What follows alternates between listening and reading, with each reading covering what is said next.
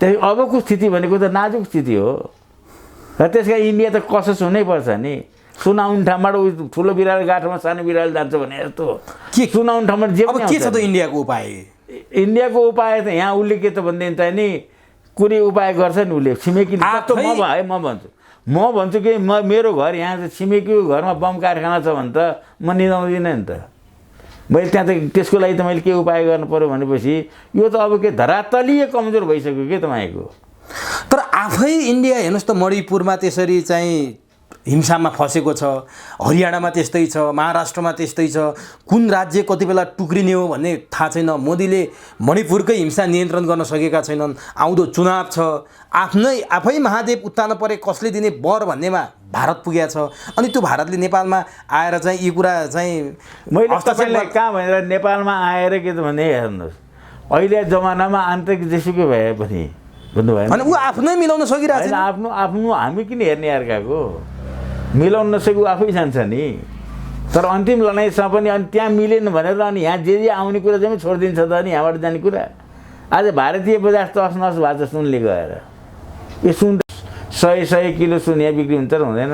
अनि यो सुन नि यत्रो भइसक्यो, 21-22 दिन भइसक्यो, होइन पत्ता लाग्दैन। यो प्रसव वेदना लागिसकेको छ हेर्नुहोस् भन्नु भएन कि डाक्टर कहाँ लगेर सुत्केरी लगिसकेपछि अब उहाँले नर्मल डेलिभरी दिन सक्नुहुन्न, बच्चा पाउन सक्नुहुन्न। अब अपरेसन गर्नु पऱ्यो भनेपछि अपरेसन गर्न अब कहाँ पुग्यो त? सिआइबीमा पुग्यो नि त। अब तर सिआइबीमा पुग्यो क्या दाइ। हामी शङ्का नगरौँ जस्तो यत्रो मलाई विश्वास छ हेर्नुहोस् 3 हप्ता भइसक्यो आजसम्म प्रमाण पनि नष्ट। दिन भयो त हिजोको अस्ति नै गठन गर्यो साउनको 3 गते होइन गठन गर्यो। उसलाई चाहिँ अझै अधिकार दिएको छैन, गर भनेर भनेको छैन।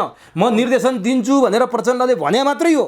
उसले औपचारिक रूपमा सिआइबीलाई दिएन भने के हुन्छ? प्रचण्ड आफै सिद्धिन्छ भने यहाँ छोड्छ भने। अब मैले जहिले पनि के भन्छु भने आगो छन्जेलसम्म छोप्न सकिन्छ भने यो धुवा भइसक्यो। चारैतिर बसेर हेरेको छ जनताले। हेर्नुहोस् जनताले के यिनीहरू ढुङ्गा खाएर भाग्नुपर्छ राजा पछि भागेको थियो हेर्नुहोस्। अब यिनीहरूको हातमा छैन त यो त इन्टरनेसनलीकरण भइसक्यो कि। तर प्रचण्ड जरैसम्म पुग्छु भनिरहेछन्। गृहमन्त्रीले सिआइबीलाई निर्देशन दिनलाई प्रचण्डलाई बाध्य पारे भनेपछि सकारात्मक कुरो पनि त हेराउने गर्न त खोज्दैछ। त्यही भएर त त्यो गर्नु पनि उहाँलाई कहाँबाट चाहिँ पावर मिलेको छ, कहाँबाट मिल्यो दाइ भनिदिनुहोस् त। अब त्यो त उहाँले गरेर सोध्नु नि तपाईँ। नत्र 32 सिटे प्रधानमन्त्रीकै त फुर्ती हुँदैन हेर्नुहोस्। मान्छेहरूले यो इन्टरपोलमा पनि ध्यान आकर्षण भइसक्यो भने सबैतिर गइसकेको छ यो। भने प्रचण्डलाई अन्तर्राष्ट्रिय भर्तेक भएर प्रचण्डले यो गर्न सक्यो। सर्टेन पिरियड के गर्नका लागि कहाँसम्म पुग्यो? मैले भने त हातमा भएको काँडाले खुट्टा काँडा निकाल्ने हेर्नु। त्यसपछि उनको हालत के? उनको हालत त भगवान् जानोस्। भनेपछि प्रचण्डलाई तपाईँलाई एउटै कुरा के गर्नु त हिटलरले किन आत्महत्या गर्यो होला? मारिनुपर्ने कन्फर्म भइसक्यो। त्यस कारणले चाहिँ यिनीहरूको के त भन्ने चाहिँ जुन अकर्मण्य कामहरू गरे यिनीहरूले जनता भाँडमा जाओस्, देश भाँडमा जाओस्, सबै चिज आफू बनौँ, मै खाऊँ, मै लाऊँ, सुख सहेलवा मोज मगरौँ, म नाचौँ, मै बाँचौँ, अरू सब मरौँ, दुर्बलहरू भनी दारा धस्ने अबुझ सर्छदेखि ठगभरि चिता खितका छोड्यो अवश्य तानमरे। मान्छे जलाएको चिता हान्न थाल्यो भने मान्छे देखेर नि अहिले मान्छे देखेर है। त्यस कारणले अब सबैले खितका छोडेर के त र यिनीहरूको त के त भन्दैन चाहिँ अब भेरीबार रल्ने गएर राम भन्न सकिन्छ कहाँ थाम्न सकिन्छ। आफ्नै कर्तुतले यिनीहरू कसरी मैले बारम्बार भन्छु यिनीहरू कसरी निदाउँछन्।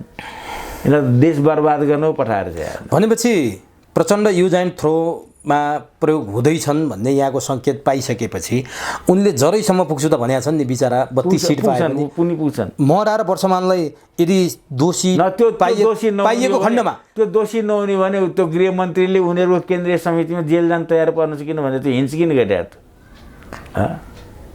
को जेल जान्छ तयार पर्नुहोस् भनेर नि के छोड्छ। यिनीहरूले निकाले अब त्यो फोटो अहिले आएर कहाँदेखि त सुरु भएर छ नि त। त्यो डिनर खाएका दुनियाँ गरेका दुनियाँ फोटो के त अब कस्ता फोटो आउँदैछन् भन्ने चाहिँ लेनदेन भइरहेका फोटो आउँदैछ। तपाईँ कहाँ हुनुहुन्छ? पुरा यहाँ अहिले ठुलो नेताको ठुल्ठुलो सानोले त गर्नै सक्दैन नि तपाईँ पनि ह्यान्डओभर। त्यो सानो नेताले गर्छ त ठुलैले गर्ने त सबै। ठुला नआएर हाम्रो आउँछ त अनि केही पनि नगर्नेको। यो सही सूचना हो, एकदम सही सूचना। के आउँदैछ हेर्नु होला है कि। त्यस कारण यो छताछुल अब एकपछि अर्को निस्किन्छ हेर्नुहोस्। तपाईँले हेरिरहनु भएको छैन, अब बाल मन्दिर आयो हेर्नुहोस् है। अब यिनीहरू त चारैतिर देशै सिद्धिसकेको रहेछ नि।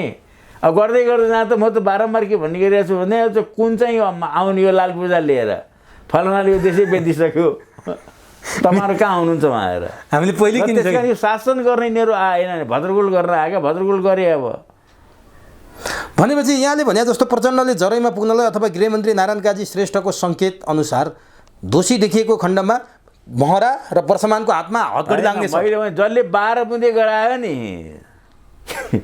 जसले 12 बुँदे गराएर प्रचण्डलाई यहाँ भित्र भन नि, र तपाईँले मैले भनिदिएको छु अर्को बुँदे हुँदैछ यहाँ निकट भविष्यमा भन्नु भएन। र त्यस कारण यो व्यवस्था खालि अब बाई गर्ने त्यो बुँदे चाहिँ कोसँग हुँदैछ फेरि?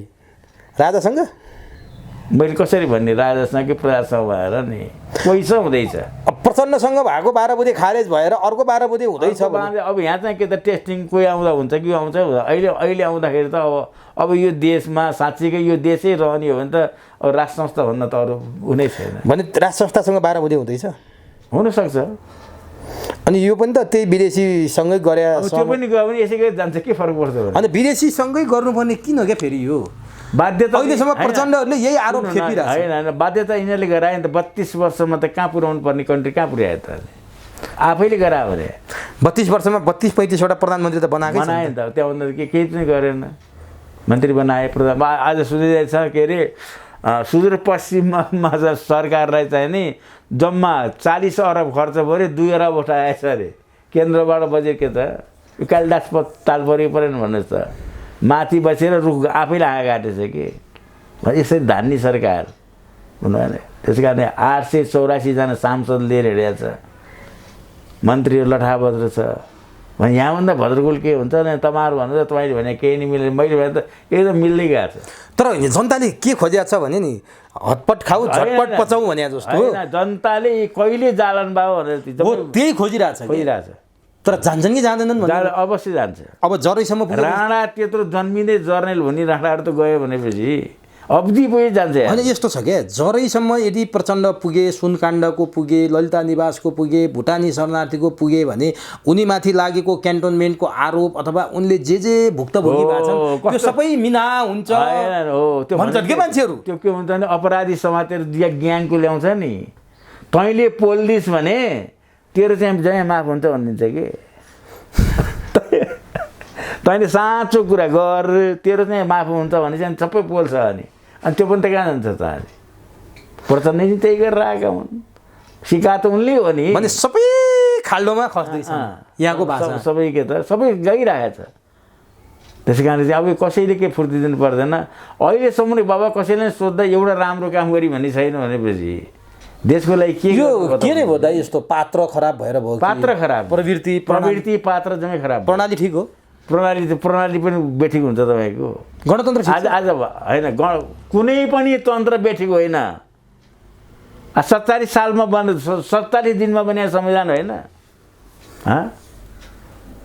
भारतमा रिटन उसमा बेला रिटन संविधानै छैन, इजरायलमा रिटन संविधानै छैन। तर यो त तपाईँले बारम्बार तपाईँसँग कुरा गरेँ, सन्त नेताको हामीले धेरै कुरा गर्छौँ, उहाँलाई आक्षेप लाउन त मैले खोजे होइन।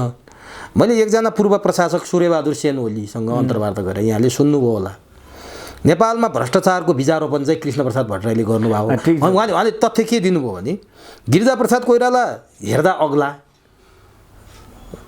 उनको हाइट अग्लो, उचाइ अग्लो, मान्छे ठुला, त्यतिकै खराब भ्रष्टाचारी। उनी आफै भ्रष्टाचारी गर्थे, आफै संलग्न हुन्थे। कृष्णप्रसाद भट्टराईका मान्छेहरू भ्रष्टाचारी हुन्थे। कृष्णप्रसाद भट्टराईले चाहिँ आफ्नो प्रधानमन्त्रीत्व कालमा भ्रष्टाचार गर्न चाहिँ छुट दिनुभयो, उहाँले गर्नुभएको छैन। त्यसपछि गिरिजाप्रसाद महाभ्रष्टाचारी बने। जग चाहिँ कृष्णप्रसाद भट्टराईको भनेर हिजो मात्रै भन्नुभयो। तपाईँ उहाँसँगको सङ्गत भावनाले मैले यो प्रश्न राखेँ। मेरो सङ्गत छैन, मैले एक दुईपल्ट देखेँ हूँ। अब कृष्णप्रसाद भट्टराई भने मसँग सङ्गत भावनाले तपाईँ देखियो नि त, सबैभन्दा नजिकको मान्छे मै हो कृष्णप्रसाद। उहाँले त्यो आरोप ल्याएर उहाँले सुन्नु न, सबैभन्दा नजिकको मान्छे मै हुँ। कृष्णप्रसाद भट्टराई प्रधानमन्त्री पनि भयो, मेरो बसाइ देखिहाल्नु भने त। भने प्रश्न त तपाईँ माथि आयो नि, भट्टराईले तपाईँले पो भ्रष्टाचार गरेर। सुन्नु न है, घर देखिहाल्नु, मैले चढ्ने गाडी देखेँ, म बसाइ देखिहाल्नु भयो हेर्नुहोस् है। त्यसका कति भ्रष्टाचारी रहेछन् भनेपछि अब सेन ओलीजीलाई पनि अब यो अन्तिम अवस्थामा आएपछि है दुर्भाग्य बरबराउनु भएछ। कृष्णप्रसाद भट्टराई जस्तो जोगीलाई पनि है उहाँ आफू गर्नुहुन्न थियो तर अरूलाई लाउनुहुन्थ्यो। त्यस कारण चाहिँ नि यो त्यो वहियात हो जम्मै कुराहरू। I condemned it. यो पागल मान्छेले मात्रै भन्छ। तपाईँ देखिहाल्नु भन्नु सबैभन्दा नजिकको मान्छे अरू होला नि त है पटक पटक अरू को छन् थाहा छैन।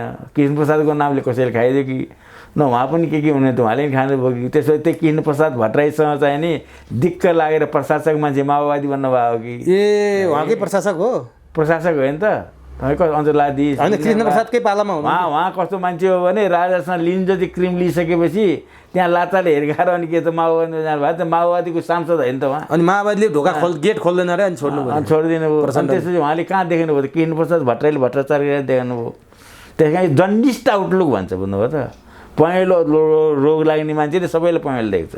अनि उहाँले अर्को एउटा कुरा गर्नुभयो तपाईँसँगै जोडिन्छ त्यो काङ्ग्रेस तपाईँ भावनाले तपाईँ त संसदीय व्यवस्था काङ्ग्रेस त यसको ल्याउनै कस्तो कुरा गरे भने अनि उहाँले यो देश बर्बाद हुनु संसदीय व्यवस्थाको कारण हो नम्बर 1। नम्बर 2 चाहिँ 7 सालमा काङ्ग्रेसको क्रान्ति सफल भयो भनेर आयो। काङ्ग्रेस र कम्युनिस्टका नेताहरू भारतमा जन्मे, पहिलो सास भारतमै फेरे, पहिलो अन्न भारतकै खाए। तिनीहरू त्यसकारण नेपालमा आए तर जम्मै भारतको काम गर्दाखेरि आज देश यो अवस्थामा पुग्यो भन्नु। अनि उहाँ खाद्य संस्थानको चिफ हुँदाखेरि कहाँको काम गर्नुभएको थियो सोध्या हुन्थ्यो नि त। अनि खाद्य संस्था चिफ पनि हुनुभएको थियो, विभिन्न प्रशासकहरू अञ्चलाधीश पनि हुनुभएको थियो उहाँ। अनि उहाँले चाहिँ किन रोकेको थियो अर्काले दोष दिन सजिलो हुन्छ बुझ्नु भएन कि यो प्रसङ्ग आउँदा म यति सोधेँ। तपाईँले सोध्नुभयो धेरै थ्याङ्क यू। किनभने तपाईँलाई भेटेर यो कुरा चाहिँ यो तमाम नेपालीलाई थाहा छ। सुराई लिएर मैले बारम्बार झन् फेरि रामचन्द्रजीको लोकपाखाको कुरा आइसक्यो यहाँ होइन। उहाँले भन्नुभयो एक दिन म प्रदीप गिरी अहिले प्रदीप गिरी हुनुहुन्न, दुर्गा सुवेदी हुनुहुन्छ, एम शर्मा त्यहाँ बसेर उहाँले भन्दै हुनुहुन्थ्यो यो पद पाइसकेपछि किन मान्छेले म्यासाकार गर्छ भन्ने कुरा मैले थाहा पाएँ आएर। किन रहेछ के हुन्छ भन्दा म जस्तो साधकीलाई पनि बाल्लाटार छोडेर आउँदा यो कोठा आउँदाखेरि के त मलाई पानी निर लागेन भन्ने मान्छेले आखिर गएर त त्यहाँबाट त्यो कि उहाँ त त्यत्रो भ्रष्टाचारी भए त बङ्गालमा सर्नुहुन्थ्यो नि त। भ्रष्टाचार र पैसाको मामलामा चाहिँ उहाँको के थियो सदाचारको विषयमा उहाँले जहिले पनि के भन्नुहुन्थ्यो भने अनैतिक पैसाहरू घरमा पस्नु हुँदैन। फेरि दोहोऱ्याएँ मैले, मलाई भन्नुहुन्थ्यो सेनै बाबु अनैतिक पैसाहरू घरमा प्रत्येक मन्त्रीलाई बोलाएर तपाईँले खाएको घुस सिरक ओढेर खाए पनि थाहा पाउँछ है बाहिर। होस् गर्नुहोस् बाबु, अनैतिक पैसाहरू घरमा पस्नु हुँदैन। अनैतिक पैसाहरू घरमा पस्यो भने श्रीमती बिग्रिन्छ, श्रीमती बिग्रिएपछि सन्तान बिग्रिन्छ, सन्तान बिग्रिएपछि तपाईँको सर्वनाश हुन्छ। त्यही अनैतिक पैसा भने त्यस्तो भन्ने मान्छेले होइन। आज उहाँ ओलीजी त मलाई चाहिँ जेनरल लागेको थियो यस्तो कुरा भन्नुभयो भन्दाखेरि मैले त सुनेको छु। यहाँले पनि सुन्न सक्छु। त्यस कारण चाहिँ नि भनी भनेर नचाहिँदो कुराहरू के त बाहिर निकाल्नु हुँदैन हेर्नुहोस्। मेरो त्यति मात्रै भनाइ हो। तपाईँ जुन कुरा सदिनु भयो अब होइन उहाँले त अझ ललिता निवासमा समेत जोडे नि त कृष्णप्रसाद भट्टराईले। अब जोड्न जे जोड्दैन त भयो नि सिधै नि कुरा। यो त कस्तो हो मरेपछि होइन तपाईँ त चुरोट खानु हुँदो रहेछ नि ल लक्ष्मीप्रसाद देवकोटा र चुरोट खान्थ्यो नि। मैले किन खान्थेँ भन्दाखेरि चाहिँ नि लक्ष्मीप्रसाद देवकोटा जस्तो कविता लेख्थ्यो भनेर नि होइन। आज सागर शमशेरको आइराखेको छ। उता डाइरेक्ट बरमहलको मालिक होइन मन शमशेर चन्द्र शमशेर खलक कृष्णप्रसाद भट्टराईको विषयमा के बोलेको छ भन्ने कुरा नि। उहाँले त खालि के छ भनेदेखि त्यहाँ कति छन् भनेदेखि राजा जग्गा फिर्ता दिइराखेको छ तपाईँको बरमहलको 7 रोपनी जग्गा के अहिले भर्खर किशोर शमशेरले यो टेलिभिजनमा भन्दाखेरि कहाँ कहाँ के भइसक्यो किनजी म अहिले के गरिदिनु त अब त्यो चाहिँ फिर्ता लिन्न भन्छ। उहाँ त सुवर जुन चाहिँ नि अराष्ट्रिय तत्त्व भनेर जुन जबरजस्ती राज्यले कब्जा गरिदिएको जग्गा सबैले फिर्ता दिदिए हो। त्यहाँ उसको कति रोपनी थियो सुवर्ण शमशेरको जग्गा फिर्ता दिए। त्यसमा चाहिँ मधेसमा पहाडमा नि पाए, मधेसमा नि पाए, जग्गै नहुनेले चाहिँ राजनीतिक पीडितको नाम 5 बिघा जग्गा पाए र केही पनि नभए पैसा लिन्छु भने 10 लाख रुपियाँ दिए। त्यो संसारमा जहाँ पनि चलेको कुरा हेर्नुहोस्। अब अहिले आएर के त ललिता निवास कान्न भट्टराईले सुरु गरिदियो, दुनियाँ गरिदियो। भन्दै जान्छ भने त मरेर गए मान्छे। ल ठिक छ, यो यहाँसँग म आज प्रसङ्ग अरूसँग सोधेर यसको अर्थ हुन्थेन, यहाँलाई मैले सोधिहालेँ। अब अघि मैले सुरुमा जसरी कुरा सुरुवात गरेका थिएँ, हामीले भ्रष्टाचारको, अब अर्थतन्त्रको, राजनीतिक अस्थिरताको सबैको शिकार हुनु परेको छ नि युवाहरू। सबैको जननी नै यिनीहरू हुन् त। मेरो घरमा घरको मूल मालिकले भद्रकुल गर्न थालेपछि त्यो घरमा राम्रो खोजेर त भएन नि। यिनीहरू त राम्रो गर्न आएकै रहन्छ त, नराम्रो गर्न आएछ। भनेपछि यो दुर्गति भयो। होइन, हामी युवालाई भविष्यको कर्णधार भन्थ्यौँ, आज देश छोडेर युवा गयो।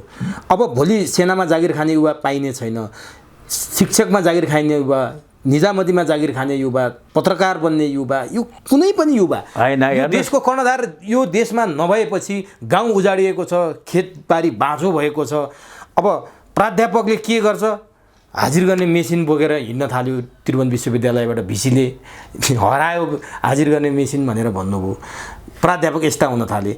अदालत, यो ललिता निवास खानामा न्यायाधीश, प्रधान न्यायाधीश, पूर्व प्रधान न्यायाधीश जम्मै जोडिएका छन्। अब यो देशको प्राज्ञ भन्नेको हालत यस्तो छ, हाजिरी मेसिन चोर्न थाल्यो, विद्यार्थी देश छोडेर भाग्न थाल्यो, कानुन न्यायालय त्यस्तो छ। अनि कहाँबाट के हुन्छ त? यो सबै अङ्ग नै फेल भइसक्यो त। सुशासन हुने यही हो कि तपाईँले आफ्नो प्रश्न आफै उत्तर होइन, मैले प्रश्न राखेँ, उत्तर पनि यही छ, उत्तरै यही छ। तर यसको समाधान त तपाईँले भन्नु पर्यो नि। अब समाधान त यिनीहरू जानुपर्छ त, सजिलो भयो क्या यो। के अब जान्छन्, ओठे जवाब भयो क्या यो। ओठे जवाब यिनीहरू जान्छन्। यही क्रियाकलापले जाने हो भने जब बिरामीलाई पनि डाक्टरले कहिले जान्छ भन्छ थाहा छ?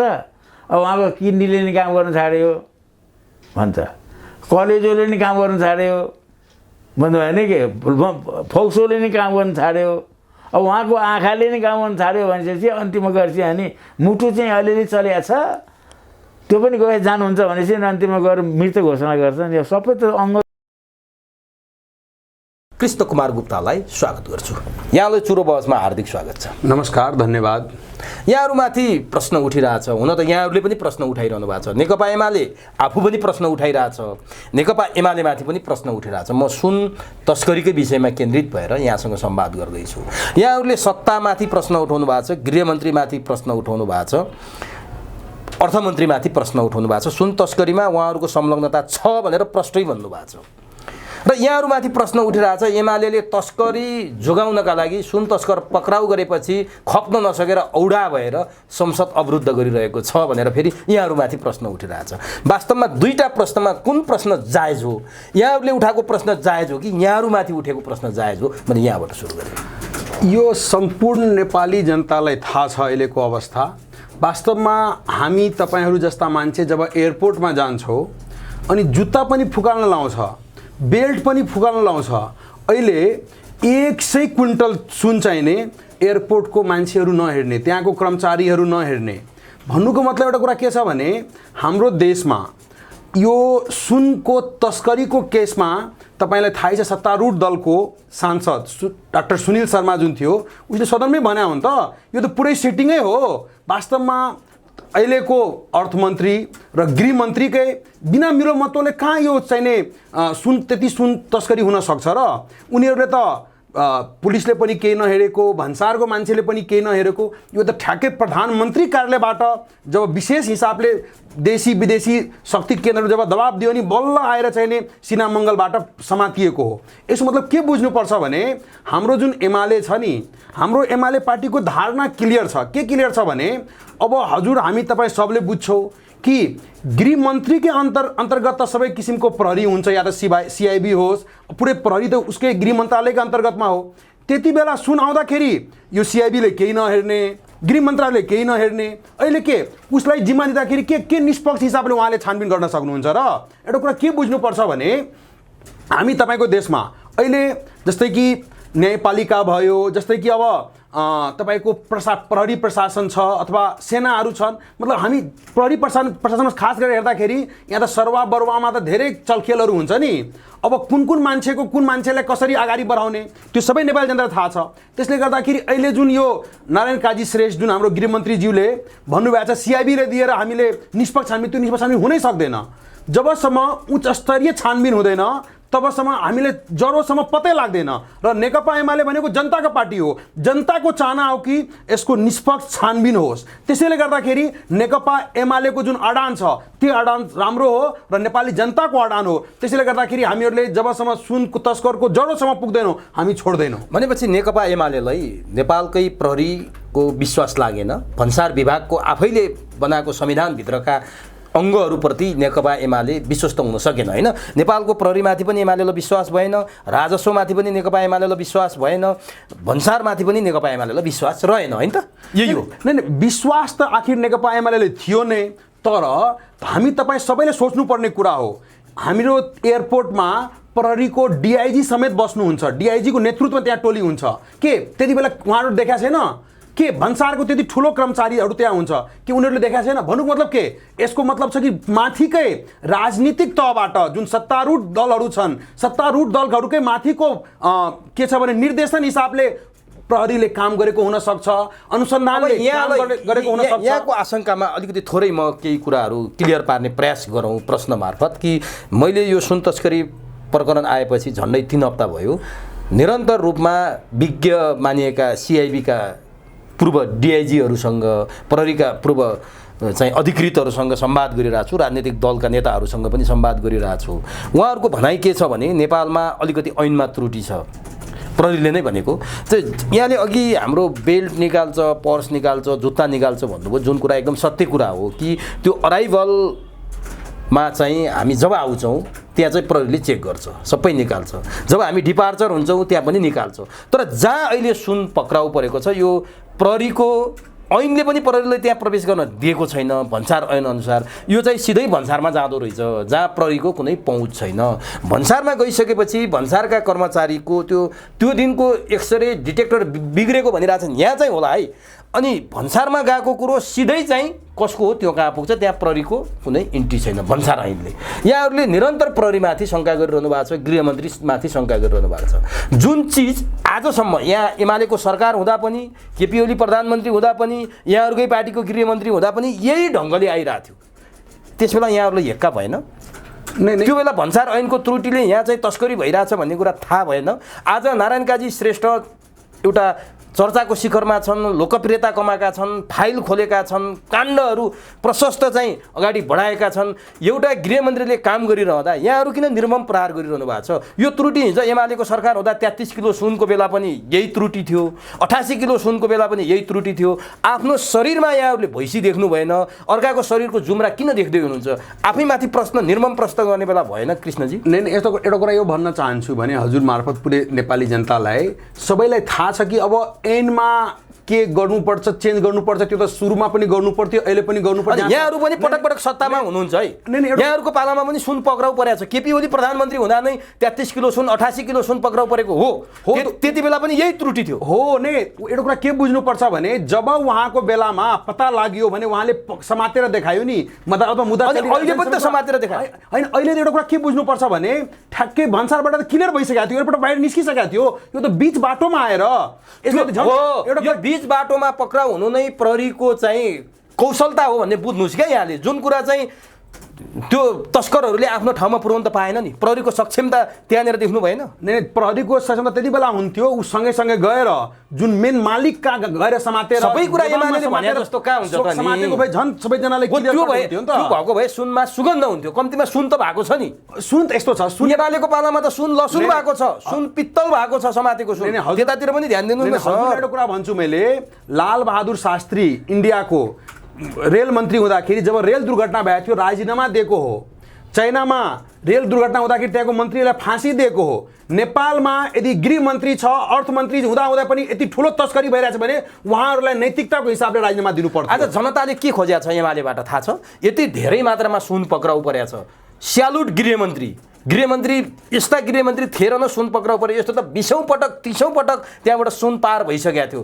आज गृहमन्त्रीमाथि सबैको चाहिँ सद्भाव छ, एमालेलाई किन टाउको दुखाइ भएको छ भन्ने छ के गृहमन्त्रीले कहाँ सुन समात्या छ हजुरलाई थाहा अनि छ गृहमन्त्रीले कहाँ राजस्व अनुसन्धानले समातेको छ प्रधानमन्त्रीको निकायबाट त्यहाँ गएर विशेष टोलीले समात्या छ गृह मन्त्रालयले त्यो पास गरिसकेका छ पुलिस प्रशासनले पास गरेर पठाइदिएको छ पुलिस प्रशासनको त इन्ट्री नै छैन नि सर सुनमा यस्तो कुरा कहाँनिर छ पुलिस प्रशासनको पनि राखी एयरपोर्टमा किन राखेको छ उनीहरूलाई हेर्नु पर्थ्यो नि शङ्का के छ सिआइबी हाम्रो के को लागि हो विदेशको मतलब विदेशको जासुस संस्थाहरूलाई थाहा हुन्छ उनीहरूले हाम्रो प्रधानमन्त्रीलाई भन्ने हो हाम्रो नेपालको जासुस संस्था केही छैन यति खर्च किन भइरहेछ हाम्रो प्रहरी प्रशासनमा जासुस संस्थामा किन खर्च गरिरहेछ किन थाहा पाएको थिएन कि सुनाइरहेछ मतलब कि सबैको मिलोमा सबैलाई थाहा थियो सबैको मिलोमतोमा भइरहेको सबैको मिलेमतो भन्दा प्रमुख प्रतिपक्ष एमालेको पनि मिलेमतो भन्न थाले के मान्छेले यो त मान्छेले अहिले बलबलाउने कुरा मात्रै हो किनभने एमालेले यो निष्पक्ष छानबिन हुनुपर्छ भनेर अडान लिएको छ नि यसलाई कसरी धलमलाउने कसरी यसलाई शान्त गर्ने भनेर मान्छेले एमालेले आरोप लगाएको छ एमाले भनेको तपाईँ एउटा कुरा मात्रै बुझ्नुपर्छ कि नेपाली जनताको मनमुटुको पार्टी हो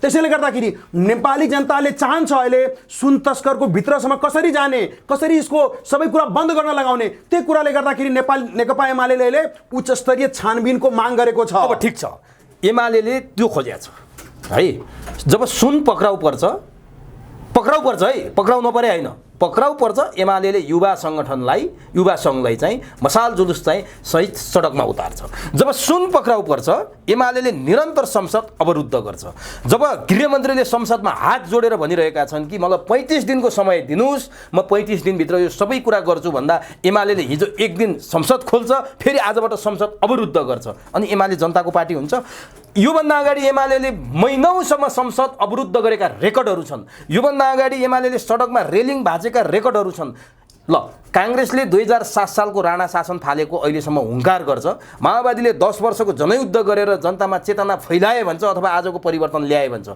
नेकपा एमालेको एउटा भूमिका देखाइदिनुहोस् त सर एउटा कुरा म के भन्छु भने नेकपा एमालेको नेतृत्वमा नै पञ्चायती व्यवस्था देशबाट समाप्त भएको हो तपाईँ कसरी कुरा गर्नुहुन्छ अर्को कुरा के छ भने नेकपा एमाले मात्रै यस्तो पार्टी छ देशको लागि अडान लिने हो जस्तै लिम्पियाधुराको नक्सा लिम्पियाधुरा लिपुलेक कालापानीको नक्सा कसको नेतृत्वमा बनाएको छ नेकपा एमाले भनेको यस्तो पार्टी हो जसले देशको नक्सा नै चेन्ज गरिदिएको छ अरू कुरा म के भन्छु भने जति पनि काण्डहरू तपाईँ हेर्नुहुन्छ नि आजकल ललिता निवास प्रकरण आयो त्यो सबै चाहिँ कति बेला आएको हो नेकपा एमालेकै कालमा आएको हो अनि अहिले जति पनि हामी हेर्छौँ रानी पोखरी हामीहरू सुनधाराको यो धराराहरू हेरिरहेको जति पनि हेरिरहेछौँ त्यो सबै कसको कालमा भइरहेछ भने नेकपा एमालेकै कालमा भइरहेछ र एउटा कुरा के बुझ्नुपर्छ भने सुरुदेखि अहिलेसम्म के छ भने नेकपा एमालेकै अगुवाईमा मतलब कि कुनै विभिन्न दलहरूको पनि साथ लिनुपर्छ सबै आन्दोलनमा नेकपा एमालेको साथ छ र नेकपा एमाले भनेको जनता तपाईँलाई एउटा कुरा सबैलाई थाहा छ कि मनमोहन अधिकारी जब प्रधानमन्त्री भयो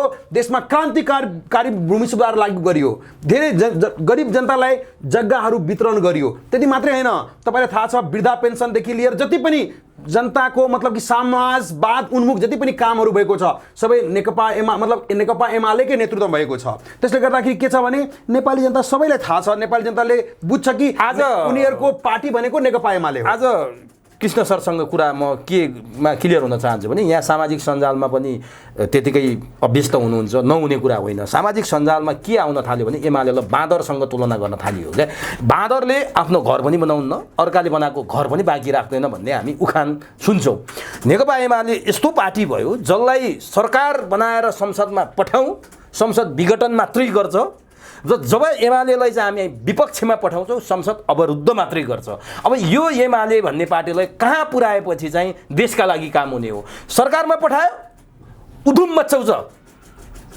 सदनमा सरकारबाट विपक्षमा पठायो संसद अवरुद्ध गरेर उधुम मचाउँछ भने यो एमाले भन्ने पार्टी त्यो अप्ठ्यारोमा फलेको फर्सी जस्तो चुच्चे ढुङ्गो जस्तो कहीँ पनि काम नलाग्ने भयो भनेर व्याख्या हुन थाल्यो तपाईँहरूलाई अलिकति अप्ठ्यारो लाग्दैन असहज हुँदैन यस्तो जुन तपाईँले शब्द जुन लिनुभयो नि त्यो शब्द तपाईँले वापस लिनुहोस् यो कुनै पनि सामाजिक सञ्जालमा त्यस्तो भनेको छैन कुनै पनि जनताको मनमा त्यस्तो छैन देशको परिस्थिति आयो यहाँ चाहिने अब के छ भने सत्ता स्वार्थको लागि हाम्रै पार्टीभित्र अन्तर्द्वन्द्वहरू हुन थाल्यो र त्यो हिसाबले नै चाहिने के गरेको थियो भने विघटन गरेको थियो संसदलाई तर पनि के छ भने संसारमा कहीँ नभएको कुरा हाम्रो देशमा भएको हो निर्वाचित प्रधानमन्त्रीलाई चाहिँ नि अदालतले हटाइदियो हामी मानेका छौँ त्यसपछि अब फलानु मान्छेलाई नै प्रधानमन्त्री बनाउनु पर्छ भने तोकेको छ त्यो पनि हामी मानेका छौँ अरू कुरा एउटा कुरा के छ भने हजुरले यसको आन्सर लिनै पर्छ त्यसले गर्दाखेरि के छ भने अहिले हामी सदन के को लागि छ आखिर जनताको कुरा कसले उठाउँछ प्रमुख प्रतिपक्ष दल त्यो जनताको मनको कुरा हामीले राखेका छौँ संसदमा, त्यो भनिरहेको छौँ कि गृहमन्त्री यस्ता गृहमन्त्री यहाँलाई म विनम्रतापूर्वक यस्ता अर्थमन्त्री जसमा राजीनामा दिँदैन हामी कसरी चल्न दिने संसदलाई? विनम्रतापूर्वक सर, विनम्रतापूर्वक यहाँलाई प्रश्न, जस्तो यहाँले संसद विघटन गरेको कारण चाहिँ फेरि यस्तै पेश गर्नुभयो, त्यसपछि परमादेशको सरकार बन्यो शेरबहादुर देउवाको, त्यसपछि पनि यहाँहरू विपक्षमा गएपछि निरन्तर संसद अवरुद्ध गर्नुभयो। त्यसपछि किन गर्नुभयो, के कारणले गर्नुभयो, के पाउनुभयो? फेरि यहाँहरूले 8 महिना जति अवरुद्ध गरेपछि त्यो खोल्नुभयो। जनताले उत्तर पाएनन् एमाले किन अवरुद्ध गरेको थियो, किन फिर्ता ल्यायो। त्यस्तो हुँदाहुँदै हामी चुनावमा गयौँ। जनताले कर तिरेको पैसाबाट भत्ता खाने, अनि त्यही भत्ता खाएर संसदमा जाने, हुङ्कार गर्ने, कुर्लिने, अनि त्यही जनताको आज जनजीविकाको सार्वजनिक चासोको विषयमा बाढी पहिरोले डुबान गराएको छ, जनताहरू तराईमाम छन्, सडक अवरुद्ध छन्, यो सार्वजनिक विषयमा संसदमा बोल्नुपर्ने सांसदहरूको हक अधिकार कटौती गरेर यहाँहरूले किन अवरुद्ध गरिरहनु भएको छ? होइन, तपाईँले जस्तै कि एउटा कुरा बुझ्नुपर्छ, हाम्रो कसको पैसाको तलब खाएर एमालेका सांसदहरू नाराज कि भत्ता खान भएन, कि त्यो संसदमा उपस्थित भएका सबै सांसद 275 जनाले नै हामी भत्ता खाँदैनौँ भन्नु पर्यो अवरुद्ध गरेपछि? भत्ता चाहिँ हामीले तिरेको करको पैसाबाट चुर्लुम्म पारेर खाने, अनि गएर संसदमा नाराबाजी गरेर घर फर्किने जनताले राम्रो मानेछन् भन्नुभएको छ। एक्ज्याक्टली तपाईँले जुन प्रीतम सिंहले गएर प्रधानमन्त्री बनाइदिँदो रहेछ, त्यस्ता कुराहरू, देश विरोधी कुराहरू गर्दाखेरि के हामीले संसदलाई रोक्न मिल्दैन त्यहाँबाट?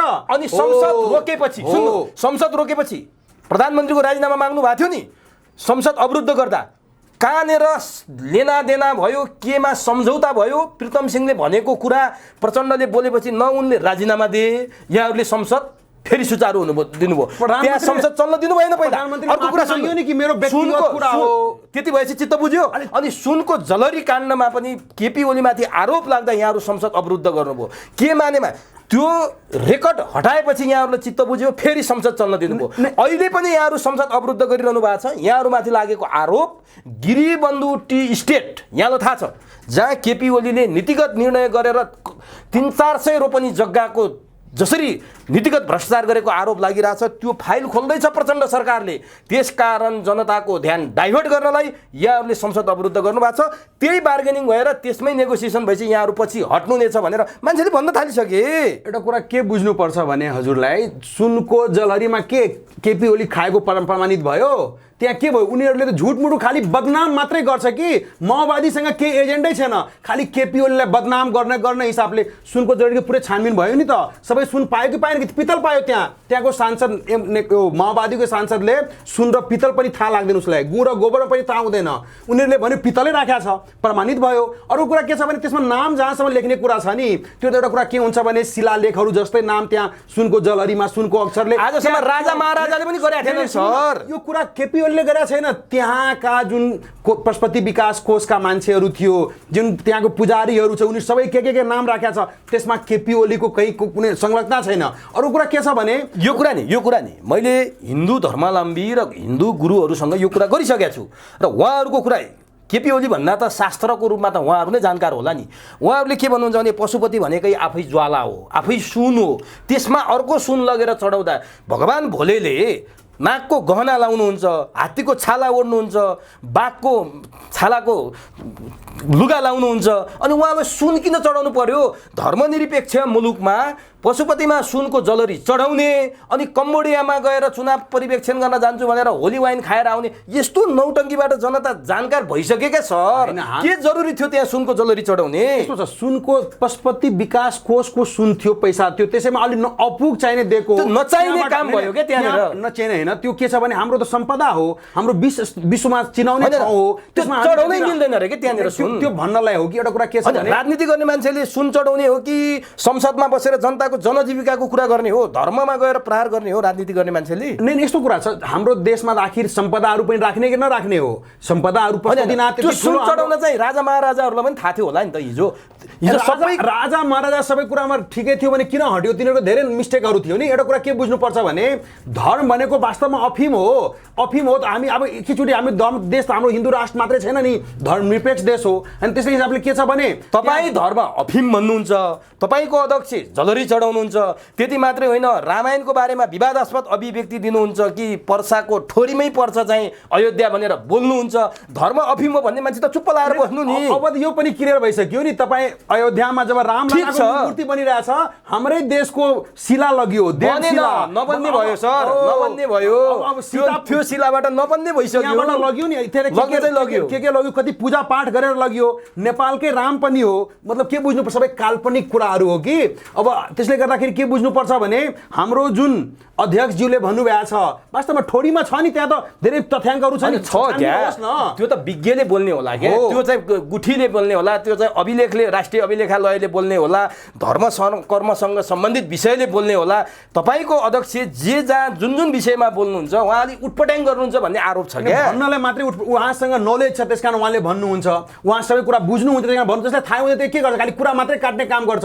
त्यसले गर्दाखेरि अहिले जुन तपाईँ जुन कुराहरू उठाउनु भयो नि, आरोप लगाउनु भयो नि एमालेमा, त्यो सबै कुराहरूलाई म खारेज गर्छु, किनकि यिनीहरू आरोप मात्रै हो। अहिले के छ भने जुन सत्तारूढ दल छ नि, तपाईँले थाहै छ 32 वटा सिट भएको प्रधानमन्त्री बनाएको छ। अब डराएर यसलाई डराउने उसलाई डराउने त्यो गरेर हिसाबले चाहिन्छ सत्ता अगाडि टिकाउन चाहन्छ, तर त्यो पनि चल्दैन। किनभने उहाँको जुन पोलिसी छ नि, उहाँहरू आफै चाहिने के गरेको थियो, माओवादी जनयुद्धमा जुन होक्या थियो नि मान्छेहरूलाई, या त मृत्यु या त मुक्ति भनेर होक्या थियो। हामी मतलब सबै नेपाली जनताहरूलाई मर्न मार्नलाई उतार गरेका थियो। अनि के भयो, यति 15,000 मान्छे जब मरिसक्यो, अहिले गएर फेरि उहाँले भगवाकरण गरेर आउनुभयो। आउने बित्तिकै पुरा मन्त्रीमण्डल गरेर पशुपतिमा चाहिने पूजा गर्न जानुभयो। उहाँ के को डिजाइनमा कुन हिसाबले के गर्न चाहनुहुन्छ त्यो सबै नेपाली जनताले थाहा छ। त्यसैले गर्दाखेरि नेपाली जनताको मनमुटुको पार्टी भनेको नेकपा एमाले हो। उसलाई कसरी चाहिने बदनाम गर्ने भनेर एक से एक आरोपहरू लगाउँछ। कुनै आरोप तपाईँलाई यहाँ प्रुफ हुँदैन। अनि एमालेले अहिले जे गरेछ ठिक गरेछ, संसद अवरुद्ध गरेर एकदम किनभने जब अहिले सुन्नुहोस्, तपाईँ तराईमा मध्य प्रदेशको मान्छे, अहिले पानी अत्यधिक परेको छ, बर्खाको समय सबै डुबान परेको छ, काठमाडौँ समेत डुब्यो, यहाँलाई पनि थाहा छ। यस्तो बेलामा जनताको अब त्यो गाई भैँसीमा एक प्रकारको खतरनाक रोग आएको छ, लम्की, जुन रोगले चाहिँ कयौँ गाई बस्तु मरिसके, किसानहरू पीडित छन्। संसदमा सार्वजनिक महत्त्वको विषयमा बोल्न नपाएर सांसदहरू आकुल व्याकुल भएका छन्। सांसदको मुख थुनेर यहाँहरूले गर्न खोजे के हो? हामी त चाहन्छौँ कि संसद खुलोस्, तर सत्तारूढ दलहरू जुन छ नि उनीहरूले मान्दैन कुरा। उहाँहरूले जे गरे पनि संसद अवरुद्ध गर्ने, संसद यस्तो कुरा छ नि। हिजो माओवादीले जे भए पनि नेपाल बन्द सजिलो के, काङ्ग्रेसले पनि हिजो नेपाल बन्द गर्यो, एमाले पनि गर्यो, काङ्ग्रेस र एमाले अलिक कम गरे, माओवादीले अलि बढी गर्यो। सामान्य केही भयो नेपाल बन्द, सामान्य केही भयो नेपाल बन्द, त्यसले कसलाई नेपाली जनतालाई फाइदा गरेको थियो? आज सानो केही घटना घट्यो, संसद अवरुद्ध। कस्तो सजिलो एमालेले है। सानो घटना कसरी भन्नु तपाईँ? सुन प्रकरण कम ठुलो होइन बाबा। हाम्रो देशी विदेशी हिसाबले हाम्रो देशलाई चाहिँ के गर्छ भने साथ घटाइरहेछ। यसले गर्दाखेरि तस्करहरूको अड्डा बनाइरहेछ। जबसम्म यसको उच्च स्तरीय छानबिन हुँदैन तबसम्म कहाँ यसको छानबिन हुन सक्छ र? सर, संसद अवरुद्ध गरेर चाहिँ सुन तस्कर समाउन सकिन्छ? कहाँ अवरोध गर्नको? हामी त चाहन्छौँ खोल्न लगाउनुहोस्, तर सरकार जुन छ, सत्तारूढ जुन दलहरू छ, उनीहरूले किन उच्च स्तरीय छानबिन बनाउन तपाईलाई उच्च स्तरीय छानबिन समितिको केही दृष्टान्तहरू म पेश गर्छु है। मदन भण्डारीको रहस्यमय हत्या भयो 2050 साल जेठ 3 गते। कति भने उच्च स्तरीय समिति, स्वयं यहाँको अध्यक्ष केपी शर्मा ओलीको नेतृत्वमा पनि एमालेले एउटा उच्च स्तरीय समिति बनायो, सरकारले पनि उच्च स्तरीय समिति बनायो, नागरिक स्तरबाट पनि उच्च स्तरीय समिति बन्यो। यहाँहरूले मदन भण्डारीको हत्या पत्ता लगाउन सक्नुभयो? यहाँको अध्यक्ष यो मुलुकको 2 पटक प्रधानमन्त्री हुनुभयो, मदन भण्डारीको धर्मपत्नी यो मुलुकको 2 पटक राष्ट्रपति हुनुभयो 8 वर्ष। तपाईँहरूको त्यो उच्च स्तरीय समितिको प्रतिवेदन कहाँ छ? सार्वजनिक गर्नुभयो? अर्को धैर्यताका साथ सुन्नुहोस्, व्हाइट बडीको विषयमा संसदमा उच्च स्तरीय समिति बन्यो। तपाईँको अध्यक्ष प्रधानमन्त्री हुनुहुन्थ्यो, उहाँले अर्को समानान्तर समिति बनाइदिनु भयो, त्यही डिसमिस पारिदिनु भयो। ओम्नीको विषयमा उच्च स्तरीय समिति बन्यो।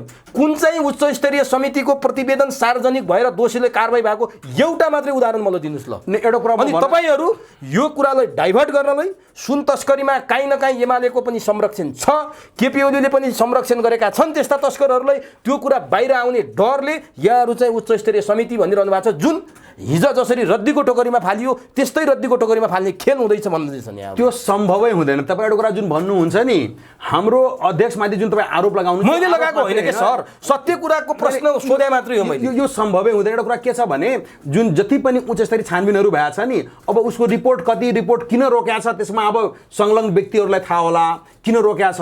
तर जस्तै कि अहिलेको जुन यो काण्डको जुन उच्च स्तरीय छानबिन हुन्छ भने यसको निष्कर्षमा सबै दल मिलेर पुग्नुपर्छ। कुन चाहिँ पुग्यो क्या, कुन चाहिँ पुग्यो? ल तपाईँले मलाई भनिदिनुहोस्, सिआइबीले अनुसन्धान गर्ने, प्रहरीलाई अपराधको विषयमा, सङ्गठित अपराधको विषयमा, तस्करीको विषयमा अनुसन्धान गर्न दिनुहुन्न भने यो प्रहरी त विज्ञ हो नि, विज्ञता हासिल गरेर त्यहाँ पुग्यो। एकछिन सुन्नुहोस् है, सांसदहरूमा के विज्ञता छ कि जसले यसको अनुसन्धान गर्छन् र कुन चाहिँ विज्ञ सांसद गएको छ त्यहाँ र त्यो सांसदले गरेको अनुसन्धान तार्किक निष्कर्षमा पुग्छ? त्यहाँ त एमालेबाट 3 जना, काङ्ग्रेसबाट 3 जना, माओवादीबाट 3 जना जाने अनि आफ्ना नेताहरू पर्ने देखेपछि त्यही सहमति गर्ने भागभण्डामा अनि यो च्याप्टर क्लोज गर्ने। यो खेलभन्दा अर्को होइन। जनताले सडकमा सबै पार्टी घिसार्नेवाला छन् सर। सिआइबीले दिनुहोस्। तपाईँले एउटा कुरा बडा नजरअन्दाज गर्नुभयो कि कुन विज्ञ हुन्छ। तपाईँले समाज कुन सांसद विज्ञ छ? आफूले बोल्ने कुरा त प्रश्न बोल्न सक्दैन त्यहाँ सांसदहरू। त्यहाँ समाज सेवा गर्ने मान्छे जुन छ नि त्यो सबै कुरामा जानकारी लिएको मान्छे हुन्छ। र तपाईँ एउटा कुरा किन डराउनुहुन्छ कि एमालेको सांसद मात्रै त्यहाँ भएको भए मानुस तपाईँले भएको कुरा प्रुफ पनि हुन सक्थ्यो। तर त्यहाँ सबै दलको हुन्छ नि, सबै दलको जब सांसद हुन्छ त्यहाँ भने हामी त्यसमा त के हुन्छ, सबै दलमा विज्ञ मान्छेहरू त छ नि सांसद पनि, तिनीहरूले छानबिन गर्ने हो। सांसदले छानबिन गरेर जेल हाल्न सक्छ? सांसदले छानबिन गरेर निष्कर्षमा पुऱ्याएको कुनै इतिहास छ? अहिलेसम्म 1000 भन्दा बढी पनि होला नि क्या आयोग नेपालमा, समिति। कुनै पनि समितिले तार्किक निष्कर्षमा पुर्याएर दोषीलाई कारबाही गरेको एउटा उदाहरण दिनु सर, म कान समाएर उठबस गर्छु। छोड्नुस् न, पहिला के कस्तो हो मतलब होइन। अहिलेको छानबिन समिति बनाओस् र यो छानबिन समितिले यसको जडोसम्म पुगेर दोषीलाई कारबाही गर्न लगाउँछ। अब सिआइबीले गरेको अनुसन्धानमा यहाँलाई विश्वास। अर्को एउटा निर्मला पन्तको हत्या चाहिँ यहाँहरूकै सरकार भावेला भएको हो, त्यसबेला पनि थुप्रै बने समिति। खै त के प्रहरी पनि छानबिन गरिरहेको थियो? प्रहरीले के कहाँ निकालेको छ? कोही रिपोर्ट दिएन त्यो? प्रहरीले सबै कुरामा प्रहरीले गरेका कुरा पनि छन् क्या सर, थुप्रै गरेको छ प्रहरीले। प्रहरी एउटा कुरा तपाईँले बुझ्नुपर्ने, प्रहरी हाम्रो प्रहरीमाथि किन विश्वास छैन एमाले? किन प्रहरीले सुन आउन दियो? किन प्रहरीले रोकेन? किन हाम्रो यो जुन सिआइबीले किन थाहा पाएन कि यति सुन तस्कर भइरहेछ? गुदाममा त्यति सुनहरू थियो, पछि पनि त्यसको खोस्टा मात्रै भेटियो। किन प्रहरीलाई थाहा छैन? हाम्रो किन यति खर्च भइरहेछ पैसाहरू प्रहरी प्रशासनमा? किन चाहिँ नि हाम्रो यो जासुस संस्थाहरू छ, यिनीहरू कामै लायक भएन नि यसको मतलब त? होइन, यो पहिलोपटक त भएन नि। यहाँहरूको सरकार हुँदा मैले दिएँ त उदाहरण, 33 किलो सुन, 88 किलो सुन भित्रकै त्यही बेला समात्या छ नि। त्यति बेला चाहिँ यहाँहरूले उच्च स्तरीय समिति बनाउनु भयो होला क्या? खै त त्यसको रिपोर्ट कहाँ त्यति बेला बनाएको थियो? उच्च कहाँ बनाएको थियो? त्यसबेला किन नबना त? त्यो बनाएको थिएन त? नबना किन त त्यसबेला? त्यति बेला अब कोही सरकारमा हुँदा एउटा बोल्ने, विपक्षमा आउँदा अर्को बोल्ने, अन्टसन्ट बोलेर सबै विषय बर्बाद पार्ने परिचय चाहिँ एमाले बोक्यो। होइन, त्यस्तो तपाईँले एउटा कुरा के बुझ्नुपर्छ भने एमाले पार्टी त्यस्तो पार्टी नै होइन कि अनसन्ट बोल्ने। जुन जनताको मेन कुराहरू हो, मेन एजेन्डा हो, त्यो कुरा मात्रै हामी 30 वर्ष भयो क्या मदन भण्डारीको हत्याको विषयमा आयोग बनेको 30 वर्ष भयो। तपाईँको अध्यक्षले सोध्नु भएको छ त्यसको रिपोर्ट कहाँ छ भनेर, उहाँ बन्नु भएको थियो क्या त्यति बेला आयोगको अध्यक्ष, उच्च स्तरीय आयोगको अध्यक्ष सोध्नु भएको छ। ठिक छ, त्यसमा अब प्रक्रिया आफ्नै पार्टीको श्रद्धेय महासचिवको हत्या त यहाँहरूले पत्ता लगाउन सक्नु भएको छैन। उहाँकै श्रीमती यो मुलुकको 2 पटक राष्ट्रपति हुँदा, उहाँकै दाहिने हात मानिएको केपी ओली यो मुलुकको 2 पटक प्रधानमन्त्री हुँदा त सक्नु भएको छैन। अनि त्यो उच्च स्तरीय समिति बनाएर सुन तस्कर पक्राउ गर्न सक्नुहुन्छ? हजुरकै नाम जस्तै उमेश गिरी भनेर उहाँले त मदन भण्डारीको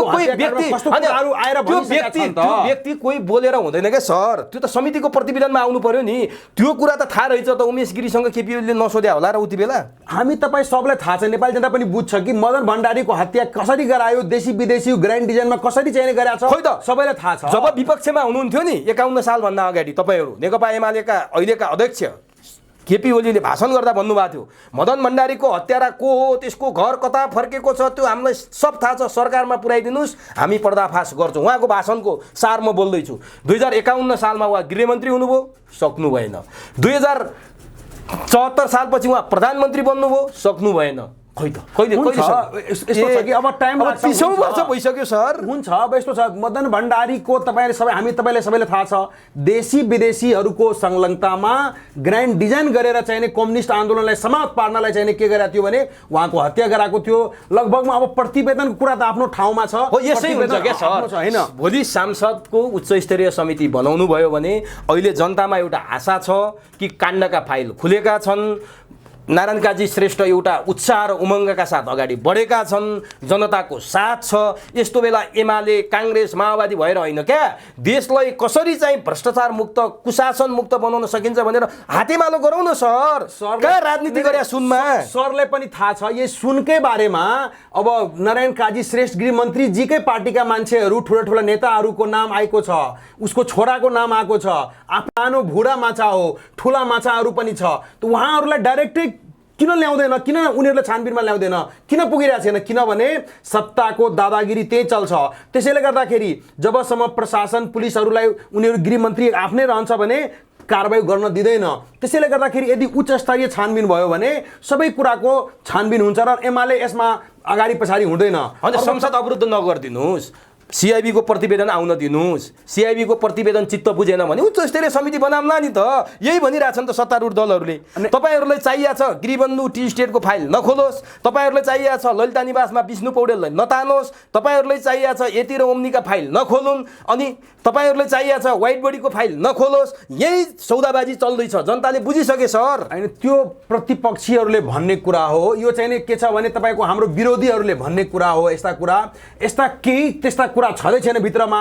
तपाईँले जस्तै जलहरी काण्ड फेरेकै चाहिँ अहिले चाहिँ नि यस्ता यस्ता काण्डहरूको फाइलहरूको नाम भनेर तर्साउन कोसिस गर्दैछ, तर त्यस्ता केही कुरा होइन। तपाईँ एउटा के बुझ्नुपर्छ भने नेकपा एमालेमा जुन छ नि तपाईँको, जसले तपाईँले थाहा छ कि विष्णु पौडेलको जुन नाम भन्नुहुन्छ तपाईँहरूले, उस जग्गा फिर्ता गरिसकेका छ। जग्गा फिर्ता गरिसकेका छ सर। कोही केही मैले खुकुरी बोके, मैले खुकुरीले मान्छे कत्रकै काट्दे अनि मैले फिर्ता ल्याएँ कि मैले मारे हुँ, अब मलाई त्यो खुकुरी मैले फालिसकेँ, अब त्यो मलाई दोष नलाउनुहोस् भनेर मैले मुक्ति पाउँछु नि। त्यो खुकुरी लिएकै कुरा होइन। उहाँले के छ भने जग्गा कसबाट कसरी कसले दिएको हो। मैले सर मैले यही चुरो बहसमा ललिता निवास प्रकरणमा सुवर्ण शमशेरको पालादेखि आजसम्म जग्गामा भएका अनियमितता र त्यहाँका डिजाइनका बारेमा कसरी भएको थियो भन्ने कुरा लामो बहस गरेको छु क्या। जसले यो कुरा सार्वजनिक गर्नुभयो उहाँले प्रश्न भन्नुभएको छ। त्यति बेला विष्णु पौडेल माधव नेपालका निकटस्थ व्यक्ति थिए। माधव नेपाललाई यो दलदलमा फसाउने मुख्य योजनाकार विष्णु पौडेल हुन् र उनको योजनामा मिनबहादुर गुरुङ लगायतहरूले यो हरकत गरे र माधव नेपाल फसेका हुन्। यसको योजनाकार विष्णु पौडेल, उनीहरूसँग तथ्य प्रमाण छ।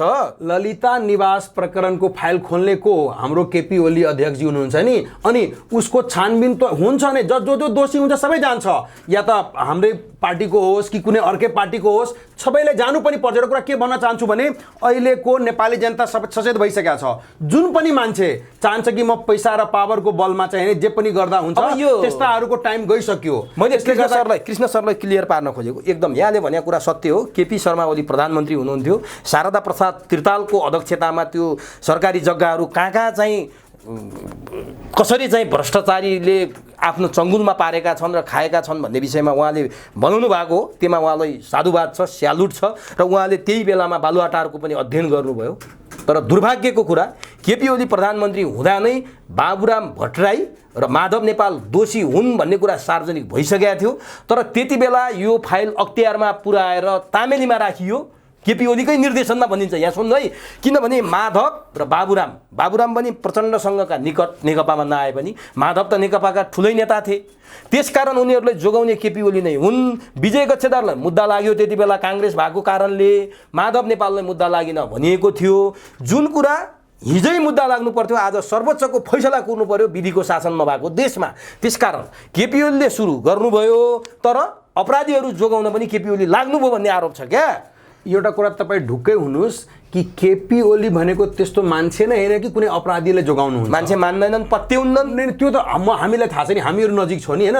उहाँले आजसम्म कसैलाई त्यस्तालाई जोगाउँदै जहाँसम्म त्यो कुरा गर्नुभयो, ओम्नी होस् यति होस् सबै, हामी त के चाहन्छौँ भने हाम्रो अध्यक्षजी आफै भन्नुभएको छ कोही पनि उसको उहाँको लागि कोही मतलब जुन जति पनि अपराधीहरू हो नि उहाँको मान्छे होइन, त्यो पार्टीकै मान्छे होइन। त्यस्ता मान्छे कोही अपराध गर्छ भने त्यो मान्छे हाम्रो एमालेको मान्छे नै होइन। त्यसलाई इन्डिभिजुअल हिसाबले उसको के कसले कस्तो गल्ती गरेछ त्यो हिसाबको सजाय मिल्नुपर्छ।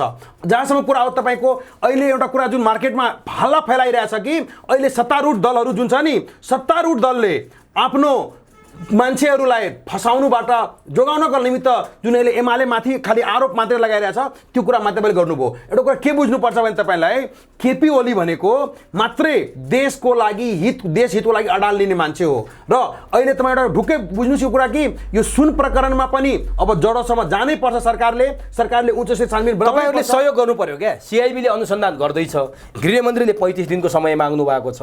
अब 35 दिन त झन्डै जान लाग्यो, जम्मा 35 दिन माग्नु भएको हो। तपाईँहरूले यो 35 दिन सहयोग गर्नुहोस्। सरकारले भनिरहेछ 35 दिनमा पनि तार्किक निष्कर्षमा पुग्न सकिएन भने समिति बनाउँला। ठिक छ त, अहिले कहाँ अरू कसैले अहिले कसैले समातियो त?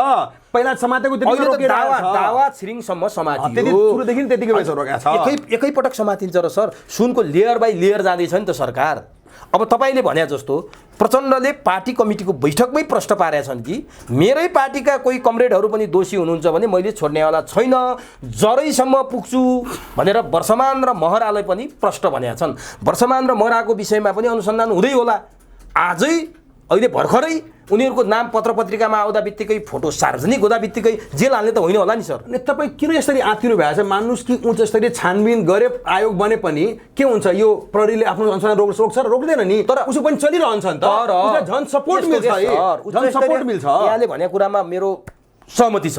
उच्च स्तरीय छानबिन समिति भनेको लेनदेन गर्ने र भागभण्डामा मिलाउने काम बाहेक अर्को केही पनि नगर्ने हिजोको परिचय पाएको ठाउँ हो क्या त्यो।